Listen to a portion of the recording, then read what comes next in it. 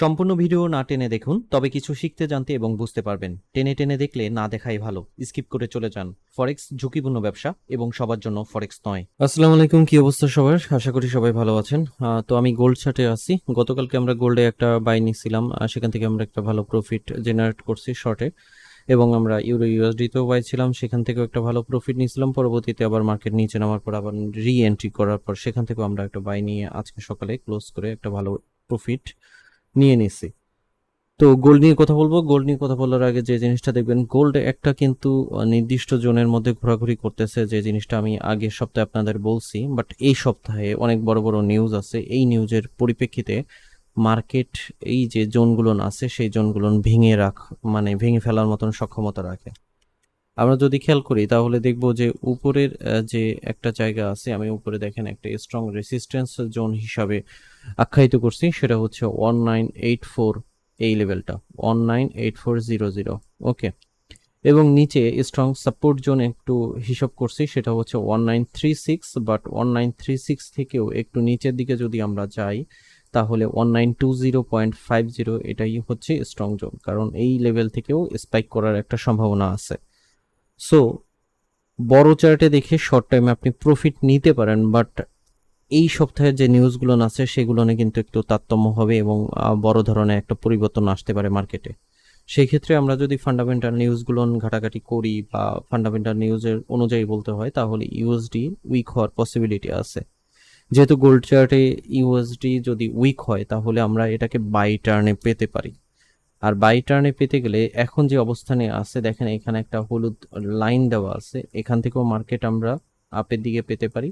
বা এই লাইনটা যদি ক্রস করে একটু নিচের দিকে যায় তাহলে দেখবেন যে আর একটা হলুদ বর্ডার লাইন আমাদের এখানে দেওয়া আছে, যেটা হচ্ছে 1959 এর একটু নিচে। তো এই যে জায়গাটা আছে এই জায়গাটাও কিন্তু একটা স্ট্রং জায়গা।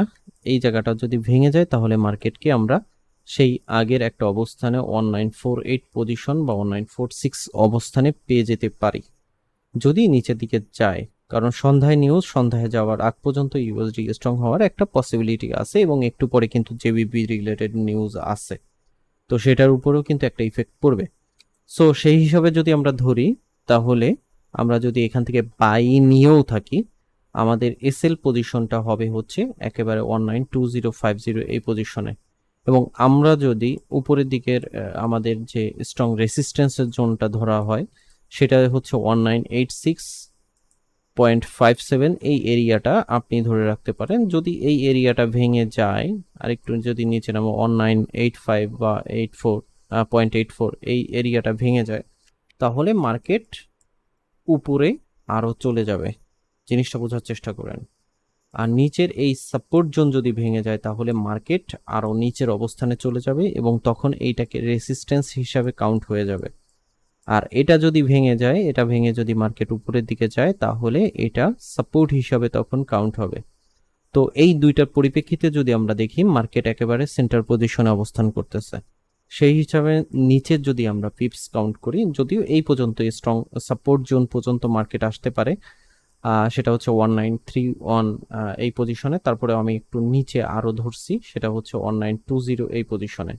তো এই পজিশনে যদি ধরা হয় তাহলে গোল্ডের পিপস হিসাবে আমরা যদি কাউন্ট করি তাহলে 3687 পর্যন্ত নামার সম্ভাবনা আছে, এবং আমরা যদি উপরের দিকে ধরি তাহলে 2818 পর্যন্ত। তার মানে 1:1 এর একটু বেশি, 1:1.234 এরকমের একটা রেশিও চলতেছে।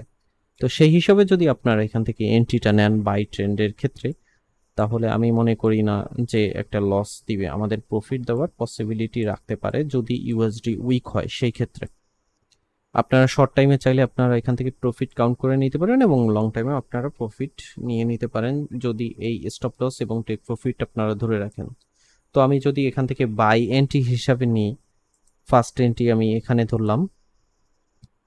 এরপরে যদি মার্কেটকে আপনারা আরও নিচে পেয়ে যান এখান থেকে নামা শুরু করে, তাহলে পেন্ডিং অর্ডারে আপনারা এটা চালু রাখতে পারেন 1949.48 এই পয়েন্টটা।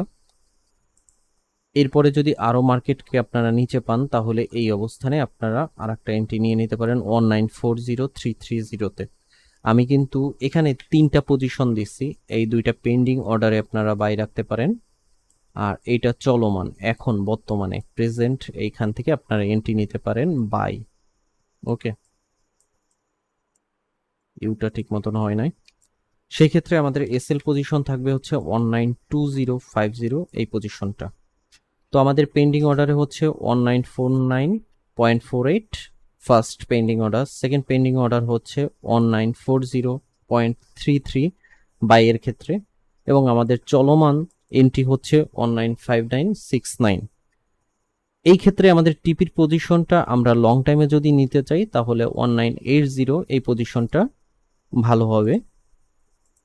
198023-তে আপনি টিপি পজিশন রাখতে পারেন। এটাকে অন্য একটা কালার দিয়ে দিই।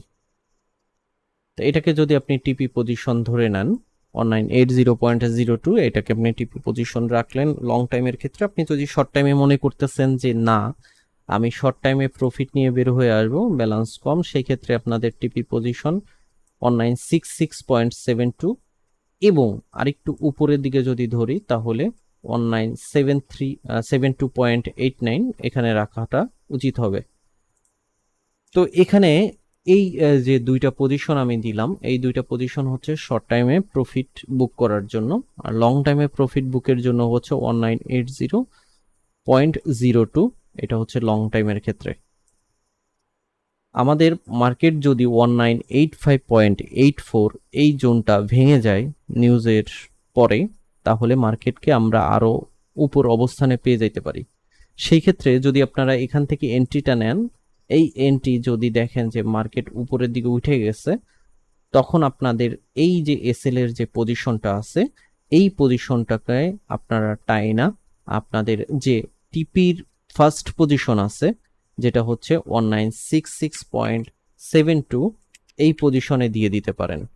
যদি এই পজিশনে দিয়ে দেন এবং আপনার যদি পেন্ডিং অর্ডার এইটা এবং এইটা আপনার অ্যাক্টিভ হয়ে যায়, সেক্ষেত্রেও মার্কেট যদি এই অবস্থানে আসার পর দেন উপরে ওঠা শুরু করে এবং এই লেভেলটা টাচ করে বা এই লেভেলটা টাচ করে, যদি যদি এখানে আমাদের যে এন্ট্রিটা এন্ট্রি 2 E2 এবং এন্ট্রি 3 E3 এই দুইটা যদি অ্যাক্টিভ হয়, সেই ক্ষেত্রে যদি অ্যাক্টিভ হয় তখন আমাদের যে এসএল এর যে পজিশনটা থাকবে 1920.50, এইটা যদি, জিনিসটা বোঝার চেষ্টা করবেন আমি কি বুঝাইতে যাচ্ছি, খেয়াল করে মনোযোগ সহকারে শুনেন।